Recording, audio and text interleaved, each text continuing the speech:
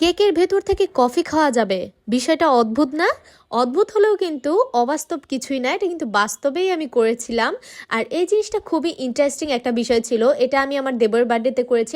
আপনারা যারা এই কেকটার মেকিং ভিডিও এখনো দেখেননি তারা কিন্তু দেখে আসতে পারেন, সেই সাথে আমার দেবরের রিয়েকশন কি ছিল সেটাও কিন্তু দেখতে পারবেন।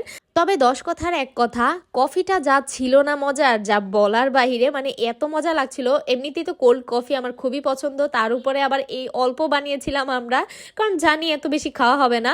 তো যাই হোক, এই কফিটা আমি যখন গ্লাসে দেই, মানে এটা আরও অনেক বেশি ছিল, আমি অর্ধেক খেয়ে তারপর এখানে অন টাইম গ্লাসে একটুখানি দিয়েছি, শুধুমাত্র বোঝানোর জন্য যে কেকের ভিতর কফি আছে। আর তাছাড়া আমি পুরোটাই বেশিরভাগ খেয়ে ফেলেছি বলতে গেলে। তো যাই হোক, এই যে দেখতেই পাচ্ছেন যে আমি কিভাবে করে কফি গ্লাসটা এখানে ভিতরে দিয়ে দিলাম। আর এই যে উপর থেকে বোঝার কোনো উপায়ই নেই যে ভিতরে কোনো ধরনের কফি আছে। তো আপনারাও কিন্তু চাইলে এই ধরনের কেক আপনাদের প্রিয় মানুষদেরকে দিয়ে সারপ্রাইজ করতে পারেন। তো যদি নিতে চান তাহলে অবশ্যই আমাদের পেজে কিন্তু ইনবক্স